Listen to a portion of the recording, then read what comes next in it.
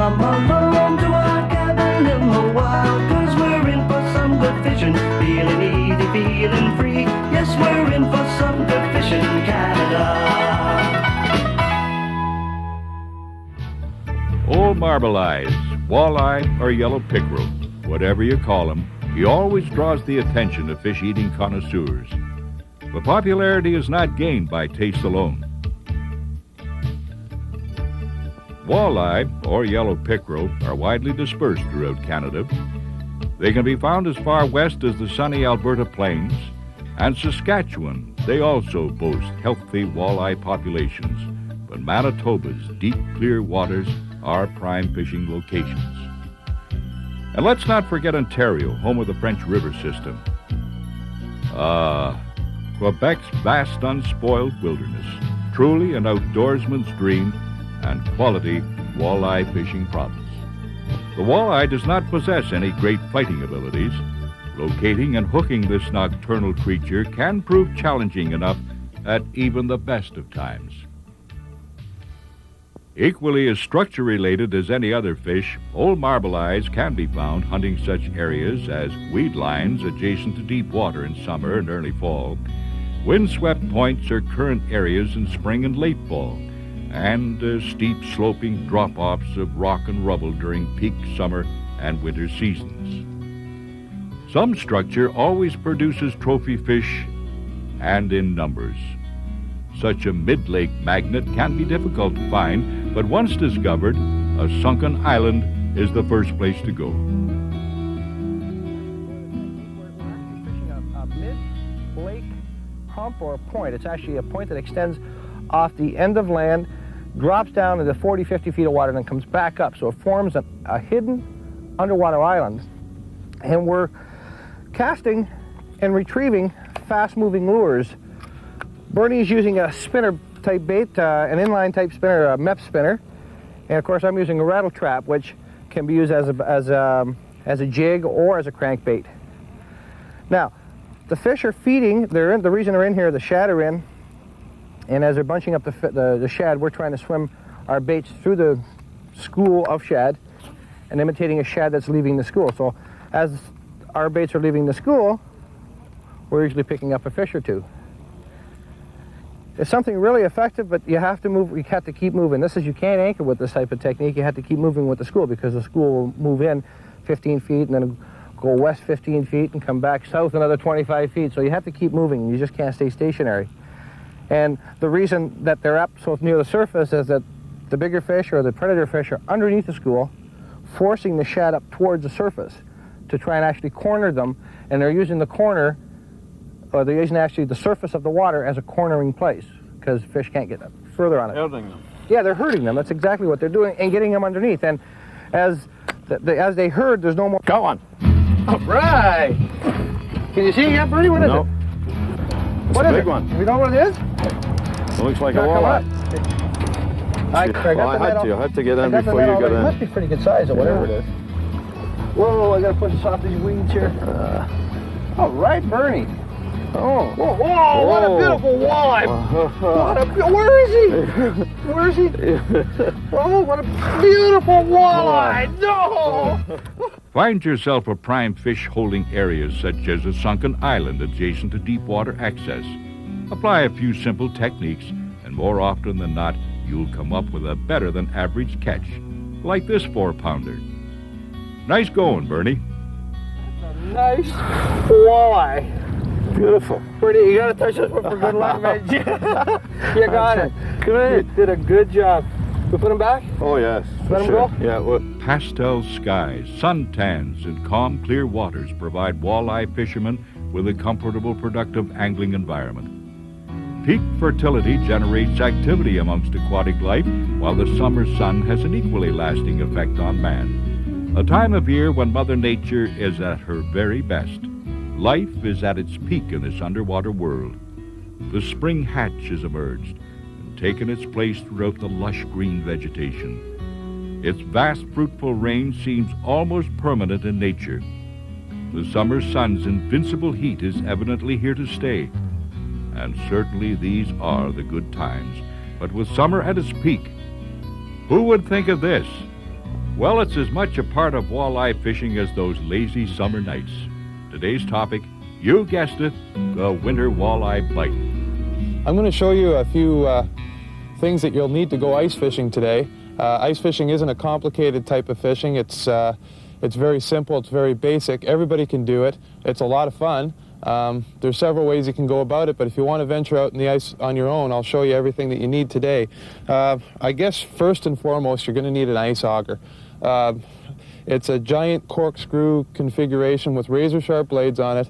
It really makes drilling a hole through the ice easy. It's a lot easier than chiseling or axing, especially later on in the winter when the ice gets really thick.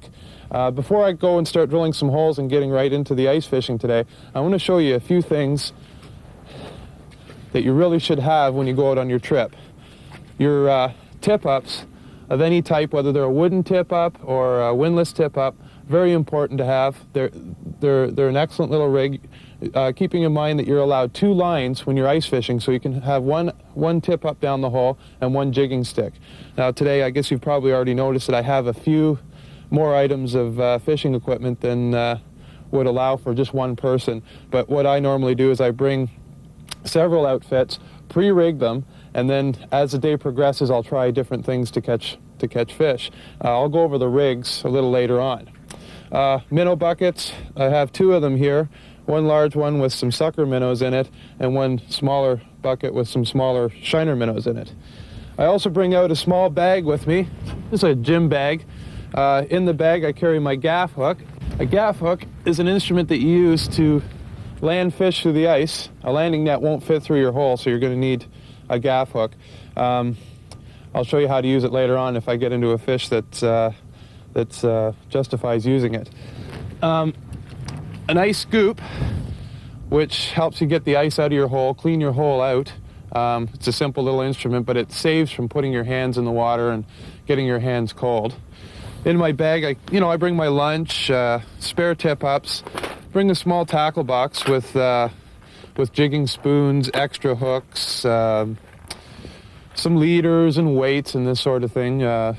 Anything that you figure you're going to need for your ice fishing trip. It's always good to bring spare hooks and this sort of thing. I'll go over the lures that I'm using later on. In addition to that, I bring spare mitts, spare set of ice auger blades. Sometimes auger blades can break on the ice. It's always good to bring some extra things with you. It's the same as summer fishing. When you go out, you should be prepared and have some have a spare set of the crucial things that if you lose could really ruin a trip. So I'm going to put down a few holes right now. Equally important as your tackle is proper clothing. Multiple layers of thin garments will provide you with suitable comfort and warmth on those cold winter days. Footwear, such as snowmobile boots with felt liners, are an equally valuable asset. Hats, gloves, and extra socks should top off your list of winter clothing priorities. Well, the first rig I'm going to put down the hole is a tip-up and spreader rig, which is this little baby right here. Bring our minnows and our ice scoop along.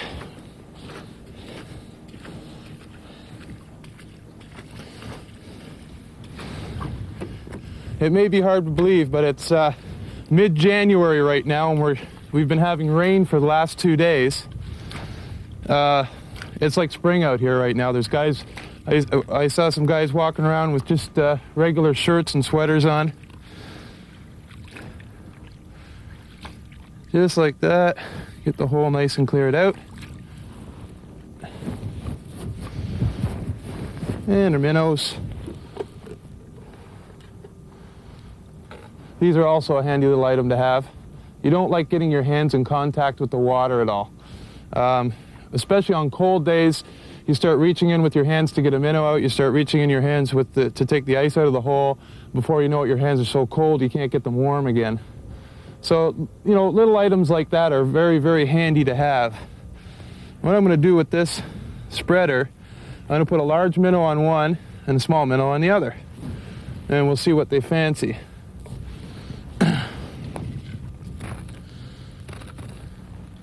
These rigs take anywhere, depending on the wind conditions and weather conditions, they take anywhere from 1 minute to 5 minutes to set up. But once you set them up, they're an invaluable tool in ice fishing.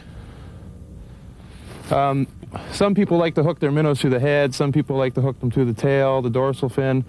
There's several different ways to do it, whatever works best for you. In this particular situation here, I got a minnow swimming away out here on the ice here. Hey, come here. There's another thing that a scoop comes in handy for.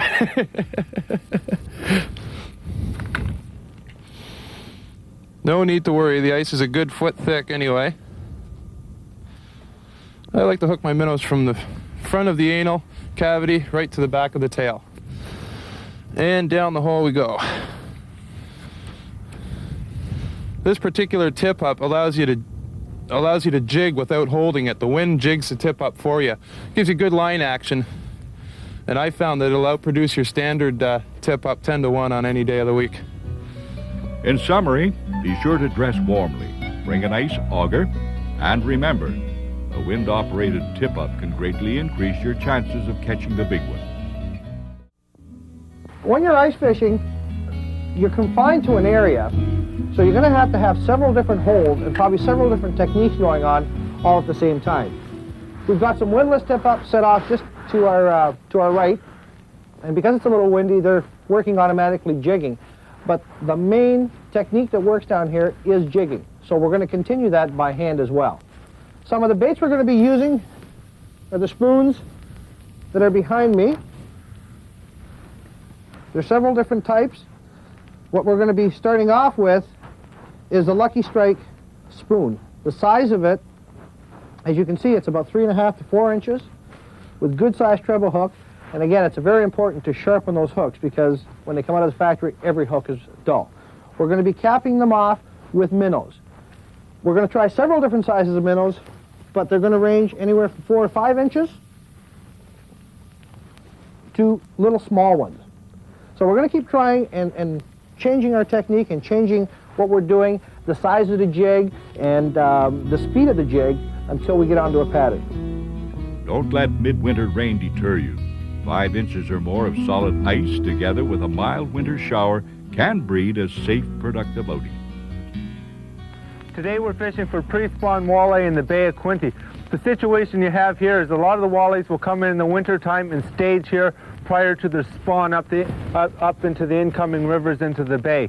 And right now what you do, a lot of these big walleyes are staging up along pieces of structure. And what we've done here is we've picked out a ledge that's coming out into the bay that breaks into 15 to 20 feet of water, and we've drilled holes all the way along this piece of structure, so we're covering that 12 to 20 foot break. And I'm fishing in about the 12-foot break here, and Reno is out in about the 15, and Sonny's out into about the 20. Now the technique we're using is basically jigging. There's two methods. You can jig nice and slow, or you can jig a little faster with quick snaps. And what you'll find a lot of times when these walleyes pick up the spoon is they'll pick up the spoon on the drop. So when you're letting that lure drop, be very alert, because that's when a fish will pick it up. And when he picks it up, let him have it. And just be careful, play him out and bring him up to the top of the hole. Now for a big fish, fishing for pre-spawn walleyes is probably one of the best times of the year. Now, you don't have to just do it in the Bay of Quinte. You can do it on a number of lakes. Check your local regulations and find out if you can fish for walleyes during the wintertime. And one of the best times is during the early part of the winter, but more so later towards the winter when you get into March, just before ice breakup. That is one of the best times for nailing some really big pre-spawners. Try to find out the areas where your fish are spawning and concentrate your efforts around that area where they're going to spawn. Just work out and fish some of those deeper breaks. As in summer fishing, structure is an important factor. Hydrographic maps can assist you in finding these underwater homes. What we have here is your standard jigging rod and reel combination for ice fishing. It's the rod itself is a lot shorter, as you can see, than your summer outfits, but it's more well suited because it's shorter for fishing out of a hole and not casting at all. You can tell that the rod, by its thickness, that it's a good stiff rod.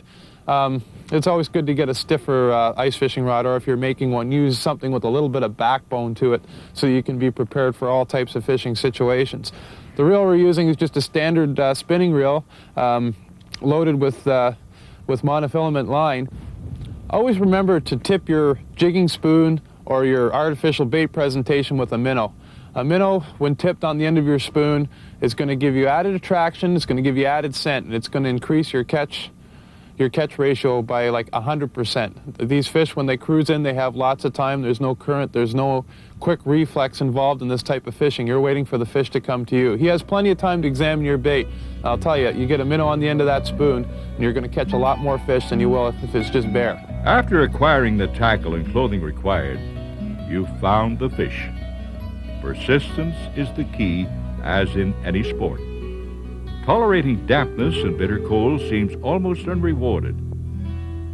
But suddenly, it happens. Sean, So, you got one? yep. Just, Woo, all right. Oh, guys, that big fish is not coming through that hole. Hang on a minute, hang on. Just keep him tight. Give him the mouth. All right, Cecil. Wow. Now, you know what? I was bringing my jig up to the top to check on the minnow, and he hit like 5 or 6 feet away from the hole. did he hit when that jig was dropping? No. I was bringing the minnow up. Right. Wow, what a fish. What a fish. Now, there's a walleye and a half. That's a wall hanger walleye. What's that thing go? How many pounds? 9.5, 10 pounds at least. Oh, wow. Gorgeous. Look at this big belly on him. Is that an example of a big fat female ready to spawn? Did I ever have her hooked? Wow. Yeah, it really tough. Good stuff. Okay. Sometimes you got to put the time in. It sure pays off when you get one, Reno. I got to be real careful here. Try and grab it behind the head. And get the That fish is so thick it's hard to hold, isn't it? really is. Now here's the situation. Here we go. Yeah. Okay, let's let her go. What do you think, guys? You bet. Winter bite walleye can be found in your area, and preparation and strategy are prerequisites to any successful outing. More importantly, safety is a must. And here are a few points to remember. Things to avoid: pressure cracks, underwater current, rivers and streams, fishing alone. And check conditions ahead of time before heading out in early or late season. Local outfitters will gladly assist you in determining ice thickness. Have you remembered everything? A checklist will assure you an enjoyable outing. Ice auger, minnow bucket, ice scoop, tip-ups, jigging spoons, jigging rod, and reel. And above all, warm clothing. Finally, be extremely cautious in venturing out at night. We recommend you hire a local outfitter or ice hut operator. They can provide you with safe, comfortable transportation to a heated shanty on productive fishing grounds. And their knowledge of the lake will assure you a successful winter walleye bite.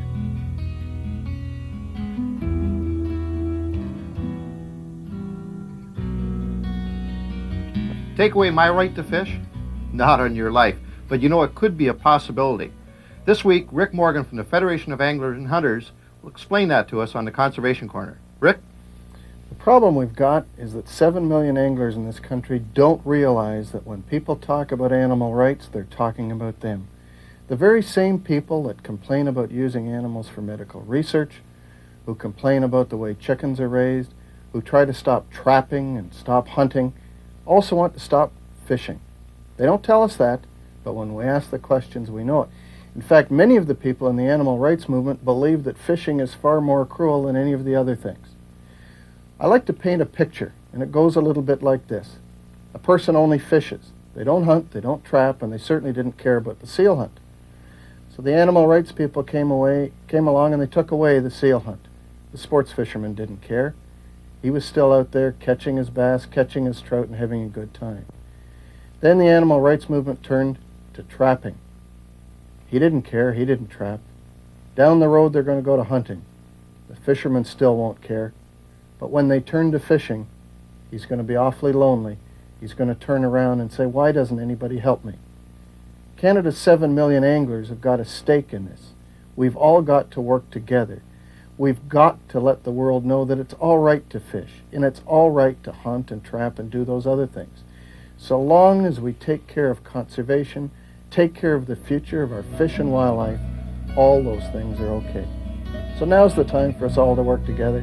Now's the time for Canada's anglers to stand up and be counted and say, we aren't going to put up with the animal rights movement. We'll be right back. Come along to our cabin in the wild, 'cause we're in for some good fishing.